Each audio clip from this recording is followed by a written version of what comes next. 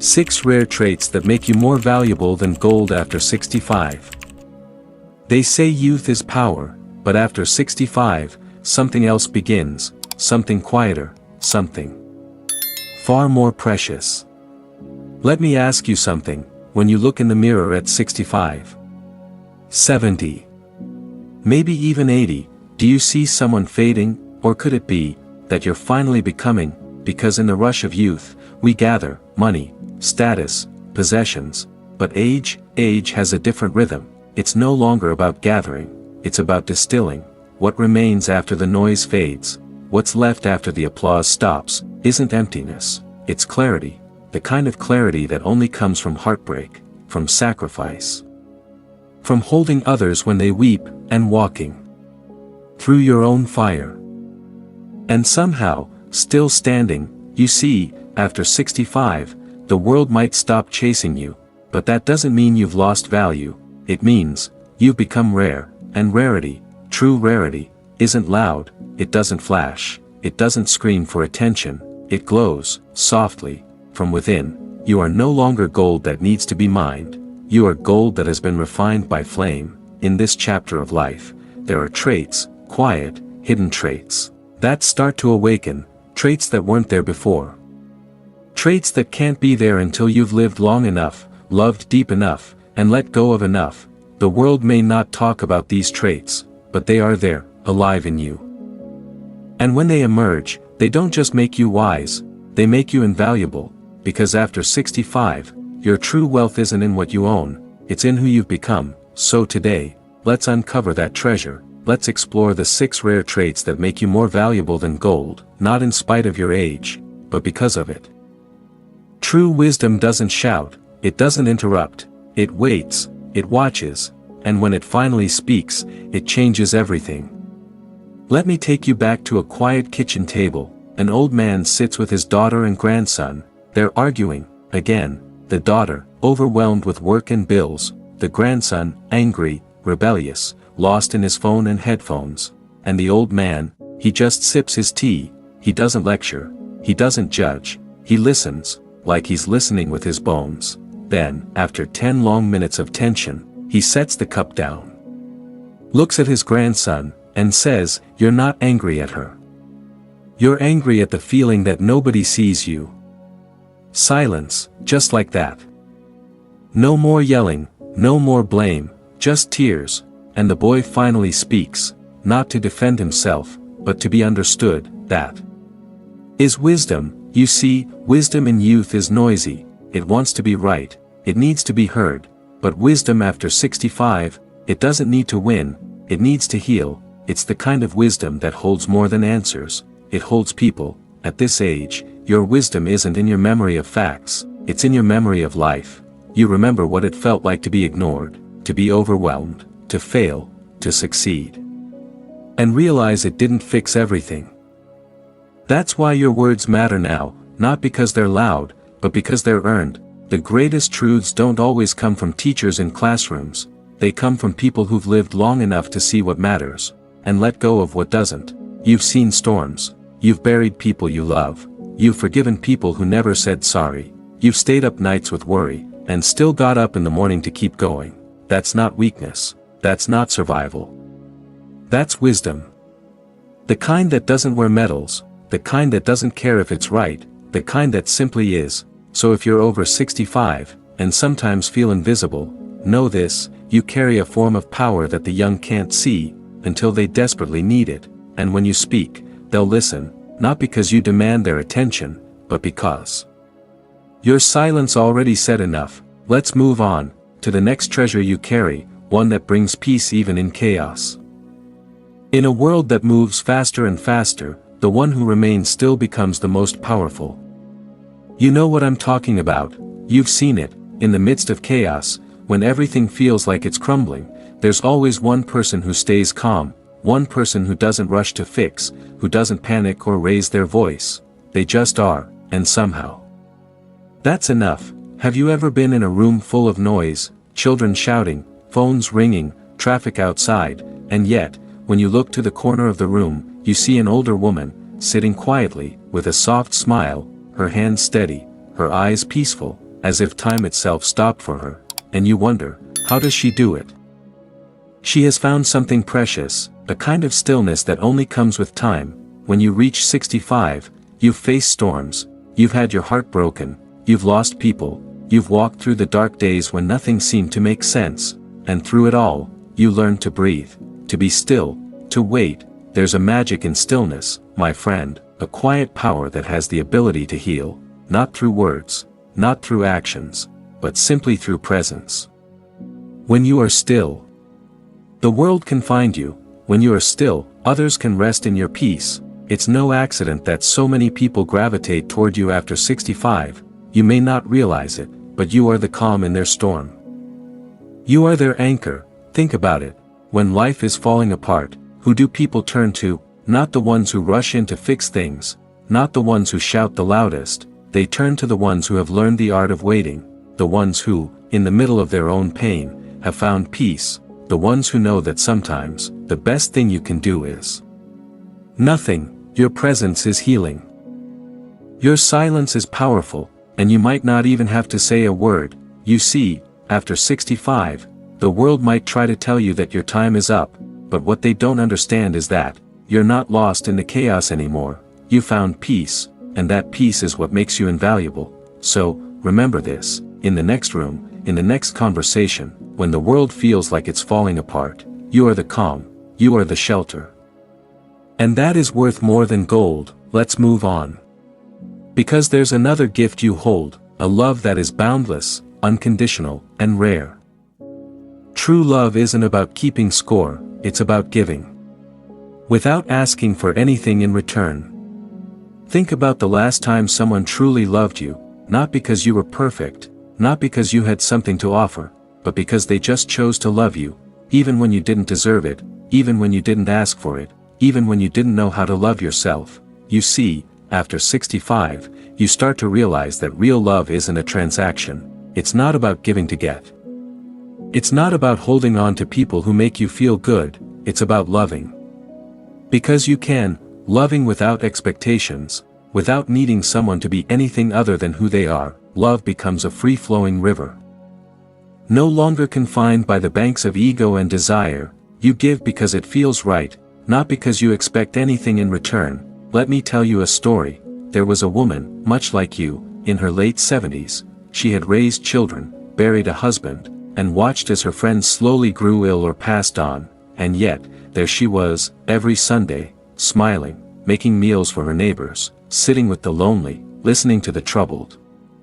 She didn't have much, no great wealth, no grand possessions, but she had love, abundant, unselfish, and pure. One day, a man came to her, broken and lost. He had spent years running from his pain, shutting everyone out, but this woman, she didn't judge.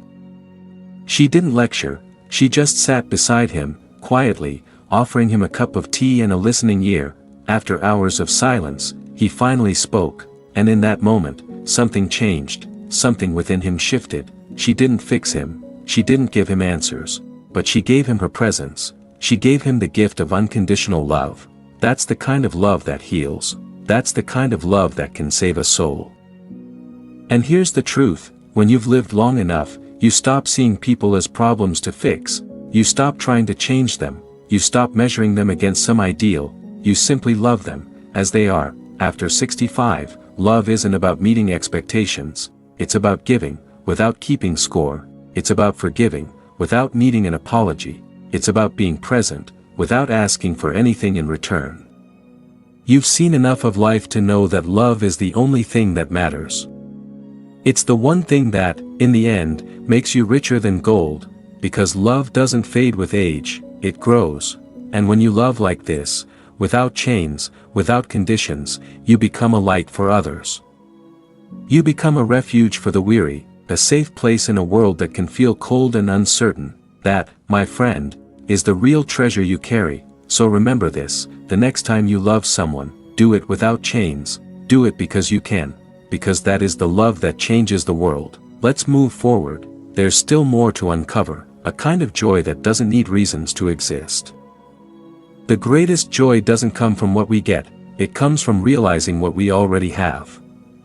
You ever notice how children can be so happy with the simplest things, a balloon, a toy car, a flower they pick from the ground? They don't need much, just enough. Somewhere along the way, we lose that simplicity.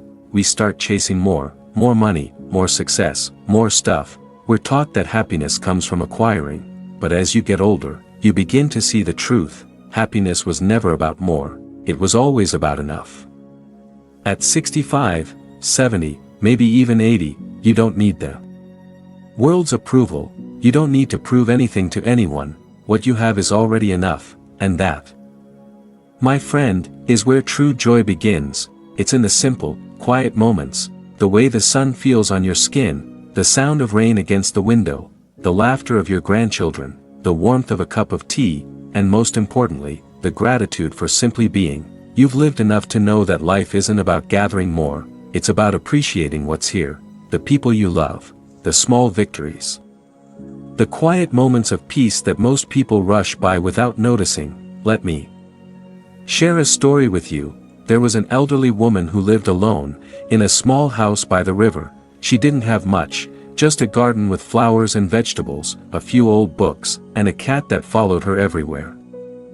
Most days, she'd sit on her porch, watching the sun set, a soft smile on her face, and people would wonder, how can she be so happy with so little? But the truth was, she had everything. She had learned that joy wasn't in the things she lacked. It was in the gratitude she found in the small, everyday moments. One afternoon, a young woman came to visit her. She was stressed, tired, and disillusioned with life. She asked the elderly woman, "How do you stay so peaceful, so content?"